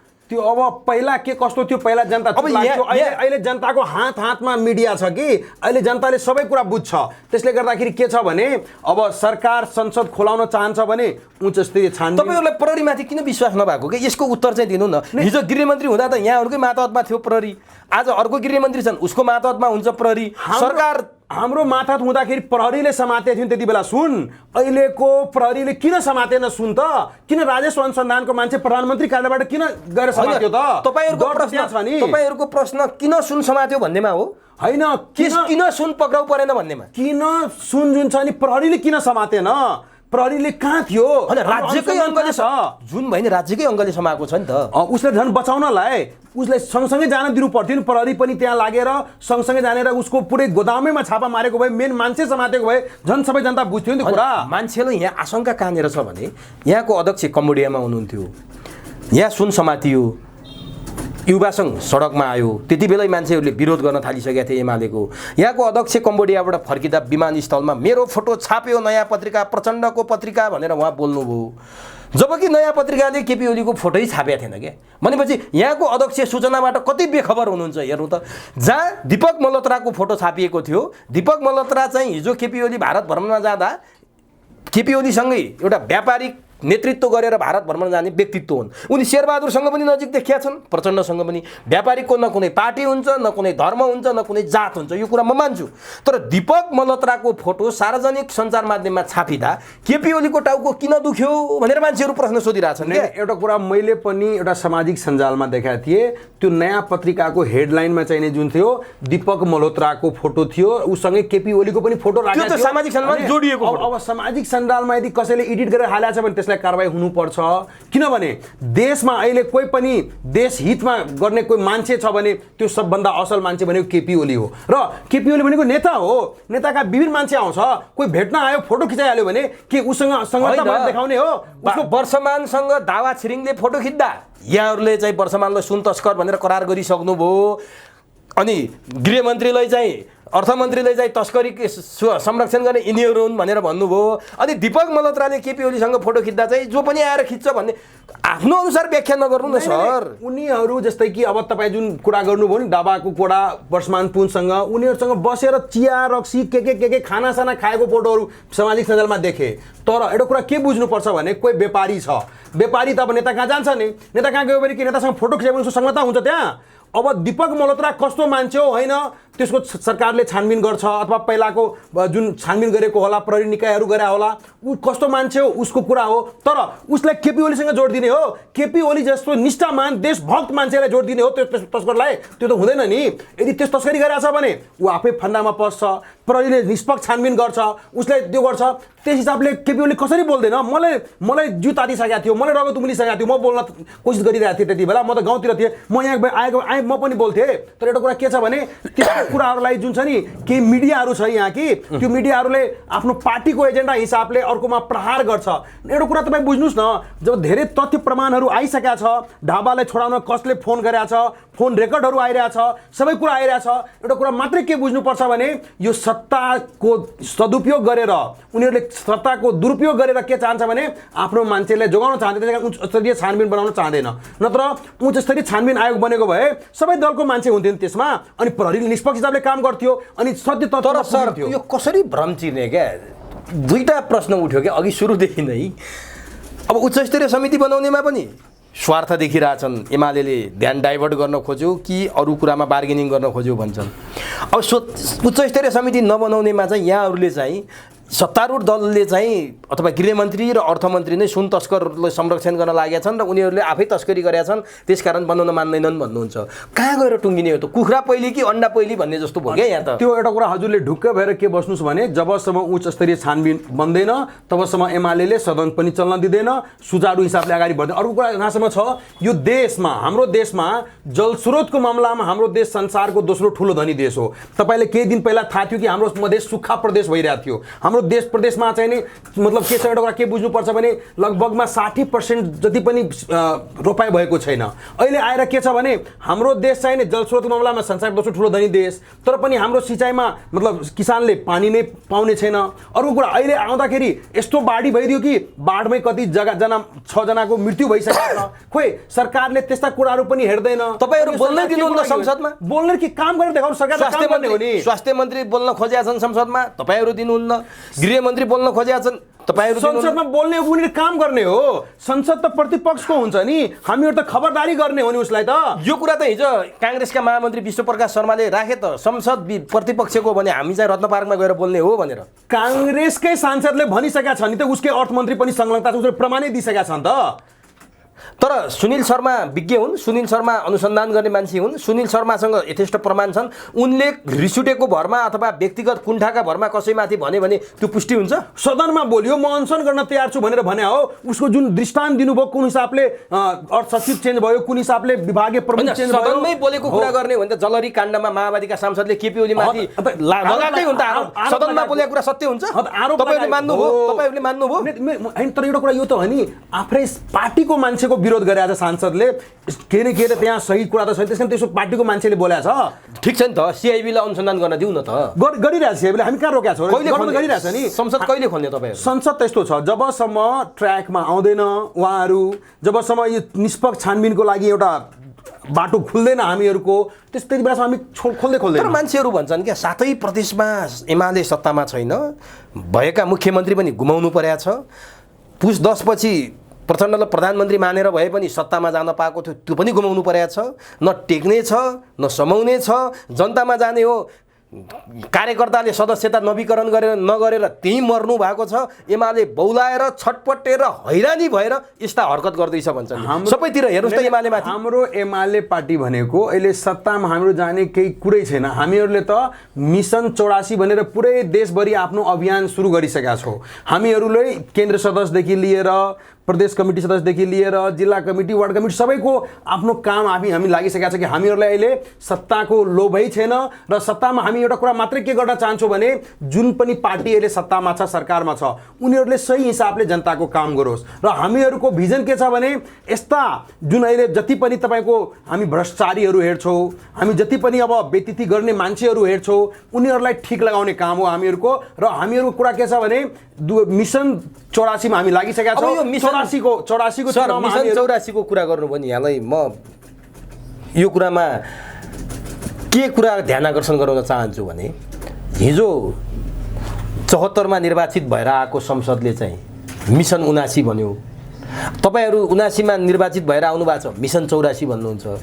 यो बीचमा 80, 81, 82, 83 जनताको काम गर्नु पर्दैन? अब एउटा चुनाव जितेर आउने, सत्तामा जान नपाएपछि फेरि अर्को चुनावको कुरा गर्न लागिहाल्ने, जनताको पक्षमा काम गर्नु पर्दैन? सत्तामा गएर मात्रै काम हुन्छ, विपक्षीले काम गर्ने ठाउँ हुँदैन। विपक्षी पार्टी केका लागि? के अर्को एउटा चुनाव हार्यो फेरि अर्को चुनावको तयारी गरेर बस्ने कि जनताको जनजीविकाका कुरा पनि गर्ने? राष्ट्रिय स्वतन्त्र पार्टी पनि मिसन 84 भनेर हिँड्ने, एमाले पनि मिसन 84 भन्ने, राप्रपा मिसन 84 भन्ने, अनि काङ्ग्रेस र माओवादीले चाहिँ मनप्रति गरेर खाऊ, तिमीहरू अहिले खाऊ, हामी चाहिँ मिसन 84 मा खाउँला, यस्तो पनि पार्टी हुन्छ? नहीं 81-82 को कुरा हुन्न? नहीं 81-82 यस्तो कुरा हुन्छ कि हामी तपाईँ यो देशमा जुन संविधान मान्या छौ, संविधान हिसाबले जुन पार्टी सरकार चलाउँछ, चुनाव तयारी गर्ने त 84 मा को लागि त 83 मा गरे भइगयो नि।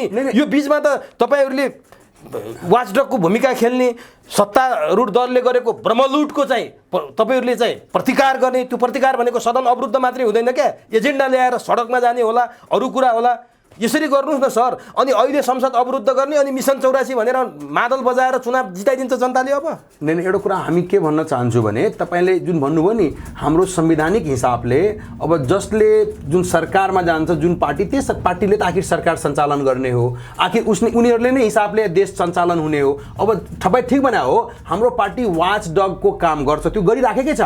हाम्रो पार्टीमा जुन अब मानुस जुन जितेर गएको छ सांसदहरू, उहाँहरूले चाहिँ आफ्नो हिसाबले काम गरिरहनु भएको छ। तर के छ भने हाम्रो पार्टीको हाम्रो जुन कार्यकर्ताहरू छ, उहाँहरूले त हामी त मिसन त, किनभने हामीले देखिसक्यो नि कि यो अहिले जुन हिसाबको जनमत पाएको छ पार्टीहरूले, कुनै पनि पार्टीको एउटा पार्टीको चाहिँ नि बहुमत छैन, त्यसैले गर्दा खिचडी सरकार बनाएको छ। त्यसैले गर्दाखेरि तपाईँ हेर्दाखेरि 32 सिट ल्याउने चाहिँ के गरिसकेको छ भने प्रधानमन्त्री तपाईहरुले नि बनाएको हो नि त।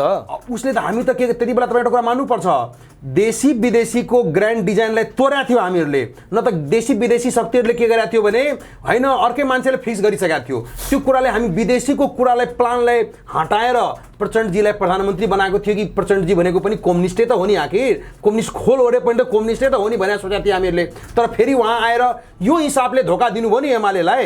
अब त्यसपछि उहाँहरूले अब लागेको छ कति दिनसम्म उहाँहरू गठबन्धन रहन्छ हेर्दै जाउँ। तपाईँले हेर्नुभयो यही चुनावमा उहाँहरूले यदि गठबन्धन नगरेको भए सबैको पत्ता साफ हुनेवाला थियो। त्यसै कारणले गर्दाखेरि के छ भने हामीहरूले जनताको लागि काम गर्छौँ, हामीले जनताले जुन म्यान्डेट दिएर पठाएको छ त्यो हिसाबले हामी वाच डगको काम पनि गर्छौँ। कुनै गलत हामी हेर्छौँ भने त्यसलाई हामी खबरदारी पनि गर्छौँ। जस्तै तपाईँले भन्नुभयो नि अस्ति गृहमन्त्रीको विरोधमा किन हाम्रो युवासँग उठ्यो भने हो गृहमन्त्री चुप लागेर किन देखिरहेको छैन, देख न अहिले कमसेकम त्यो कुराहरू भन्दाखेरि आखिर सिआइडीले त पायो सुनको छानबिन गर्नलाई। त्यस्तै गरेर के छ भने हामीहरू जनतासँग आग्रह के गर्न चाहन्छ भने त्यो जनताको मनमुटुको पार्टी पनि एमाले पार्टी हो र 84 सम्ममा के छ भने जनताले यदि एमालेलाई बहुमतको साथ सरकार बनाइदियो भने यो देशलाई चाँडै सिङ्गापुर जस्तो त्योभन्दा छुट्टै आफ्नै पहिचानको नेपाल देश बनाउँछौँ हामीहरू। किनभने तपाईँहरूको कार्यकर्ता देशैभरि घट्दैछ, नवीकरण गर्ने कार्यकर्ता घटेर चाहिँ तपाईँहरूले म्याद थपेर भदौसम्म पुर्याउनु भयो होइन। यस्तो छ स्थिति। मैले तपाईँलाई मात्र भनेको छैन है, पुराना पार्टीप्रति जनताको विश्वास घट्दो छ। आएका वैकल्पिक पार्टीमा पनि त्यस्तै छ, जनतामा निराशा छ। न काङ्ग्रेस, न एमाले, न माओवादी, यस्तो अवस्था छ। तपाईँ बहुमतको कुरा गर्नुहुन्छ, जहाँसम्म तपाईँ कुरा गर्नु पनि यो के छ भने सङ्गठनको कुराहरू जहाँसम्म हुन्छ नि, कहिलेकाहीँ के हुन्छ भने नवीकरण हामीहरू अरू पार्टी जस्तो होइन। अरू पार्टीमा के हुन्छ भने जति बेला महाधिवेशन लाग्छ नि त्यति बेला त्यो पार्टीहरूमा के गर्छ मतलब नवीकरण गर्छ, कोही ठेकेदार त्यत्रो सदस्य थिए, अहिले देखाउनलाई मात्रै हो। मैले एउटा कुरा भन्छु के छ भने त्यो नवीकरण अर्को पार्टीहरूले जुन गर्छ नि त्यो ठेकेदार हुन्छ, ठुल्ठुलो नेताहरू हुन्छ, पैसा दिइहाल्छ, अरू गरिहाल्छ। एमालेमा सबै व्यक्तिले आफैले गरेर नवीकरण गर्छ। एउटा कुरा के छ भने हाम्रो पार्टीको सदस्यता त्यति नै हो। जस्तै अस्ति चाहिने अरूको विभिन्न पार्टी प्रवेश गरेर पनि आएको थियो।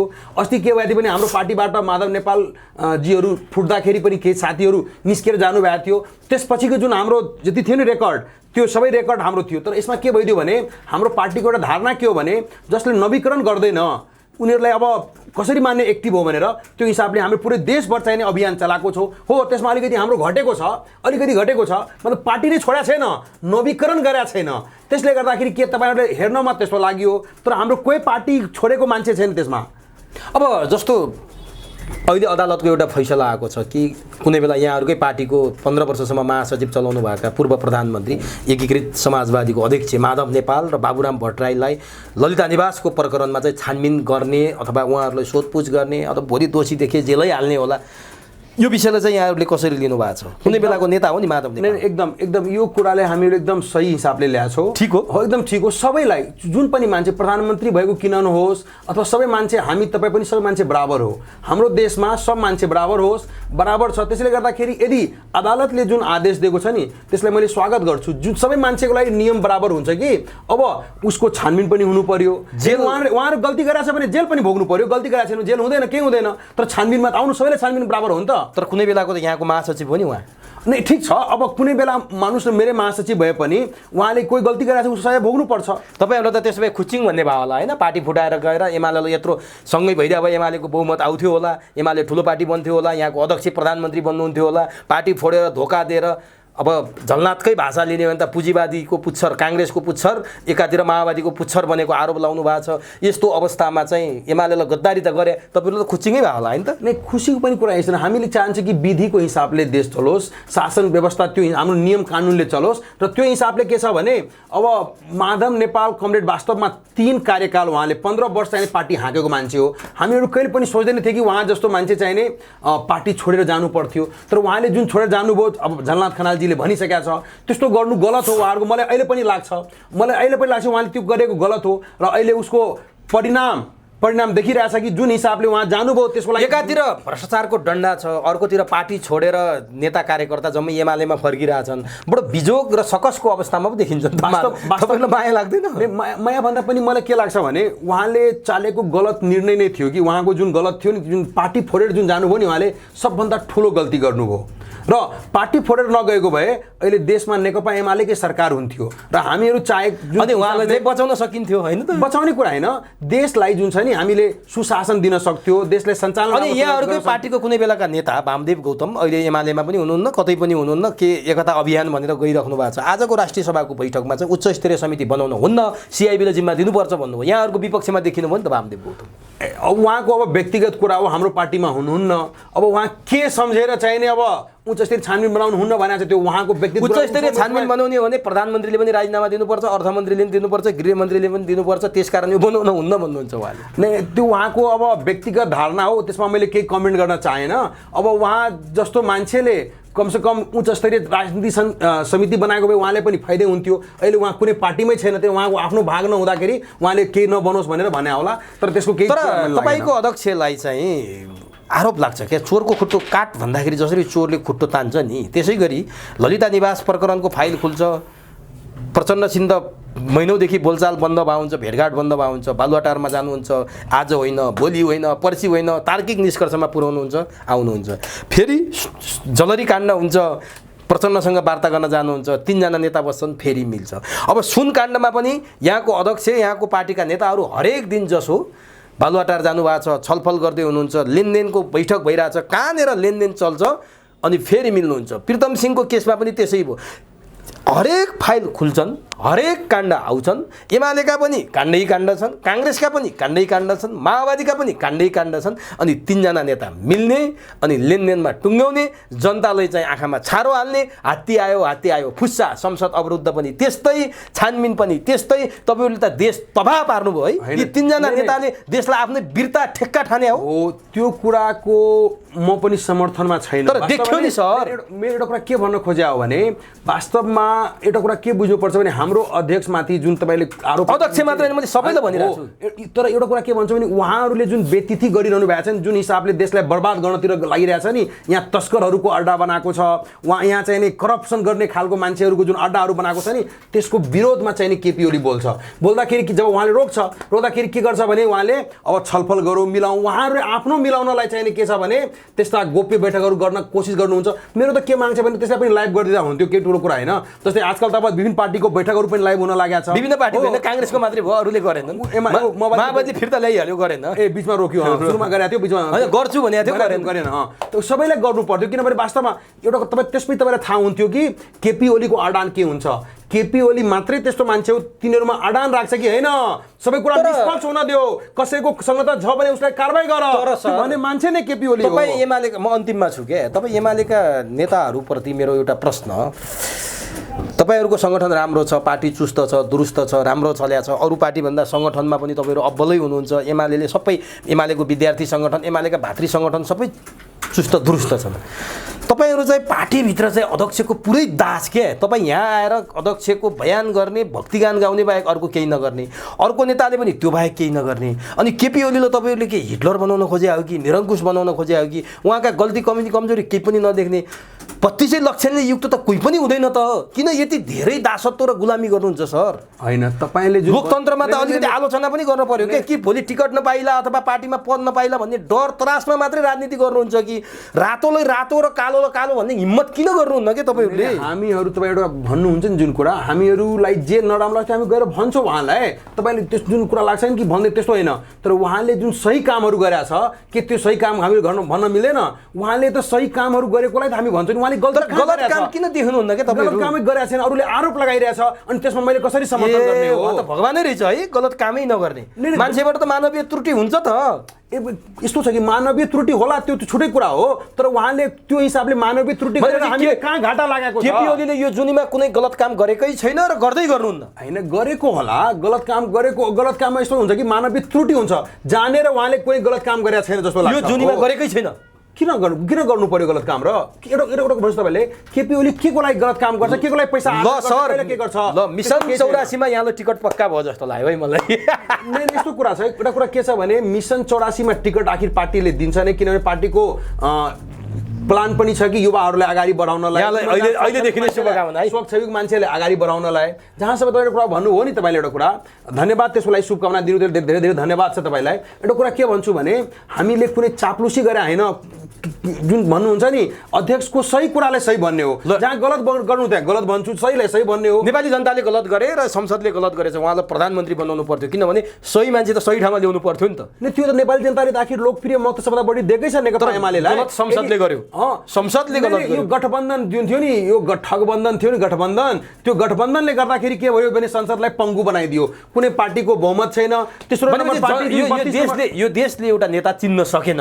नै एउटा कुरा म के भन्छु भने जनताको मनमुटुमा छ फेरि केपी ओली। एउटा कुरा त केपी ओली मात्रै त्यस्तो नेता हो जसले देशलाई निकास दिन सक्छ र यो सबै भ्रष्टाचारीहरूलाई खतम गर्न सक्छ र बेरोजगारीहरूलाई खतम गरेर चाहिने देशमा एउटा के छ भने कामहरूको सृजना गर्ने खालको मान्छे हो। ल ठिक छ, यहाँको पार्टीको लागि अग्रिम शुभकामना, यहाँहरूको मिसन 84 सफल होस्, केपी ओलीलाई फेरि प्रधानमन्त्री भएको देख्न पाइयोस्, किनभने देश र जनताको लागि काम गर्ने यहाँले निकै परिभाषाबाट त्यो पुष्टि गर्ने प्रयास गर्नुभयो। अन्तिममा यहाँ तराई मधेस प्रदेशकै भएको हुनाले यो रौतहटको गौर हत्याकाण्डको विषय अहिले उठिरहेछ, प्रभु शाहको नेतृत्वमा पीडितहरूले सङ्घर्ष गरिरहेछन् र त्यहाँ चाहिँ सरकारले एउटा सहमति गरेको कुरा पनि सार्वजनिक भएको छ। 17 वर्ष भयो गौर हत्याकाण्ड भएको, अहिलेसम्म दोषीले कारबाही भोगेका छैनन्। यहाँलाई के लाग्छ त्यो अहिले जुन सङ्घर्ष समितिले कार्यक्रम अगाडि बढाएको छ यो विषयमा यहाँ के भन्न चाहनुहुन्छ? मेरो भनाइ छ वास्तवमा त्यसमा पनि गौर हत्याकाण्डको पनि छानबिन निष्पक्ष हिसाबले हुनु पर्यो। जुन दोषी छ उनीहरूले न्याय पाउनुपर्छ होइन, दोषीले कारबाही पाउनु पर्यो, त्यो दोषीले कारबाही हुनु पर्यो, निर्दोषीले न्याय, पीडितहरू छ उसलाई न्याय पाउनु पर्यो, त्यो एकदम हुनैपर्छ। त्यो हाम्रो यसमा क्लियर धारणा छ हाम्रो, किनभने ढिलो किन नहोस् तर न्याय पायोस्, न्याय पाउनु पर्यो। अहिलेसम्म 15 साल भइसकेको छ, 17 साल भयो, 17 सालै हुन लागेको छ हो, 17 सालै भइसकेको छ, अनि अहिले चाहिँ न्याय पाउनै पर्छ, नपाएर हुँदैन। हस् किन्जी जस यहाँ काठमाडौँ काम विशेषले, पार्टी काम विशेषले, आफ्नो काम विशेषले आउँदा यहाँसँग भेटघाट हुन्छ, कुराकानी गर्ने अवसर दिनुहुन्छ, समय र संवादका लागि यहाँलाई हार्दिक धन्यवाद। धन्यवाद उमेशजी लगायत पुरै चुरो कुरोको टिमलाई, किनभने मलाई अब आफ्नो मनको कुराहरू जनता समक्ष पुगाउनलाई हजुरले जुन मद्दत गरिदिनु त्यसलाई धेरै धेरै धन्यवाद। हस् हस्।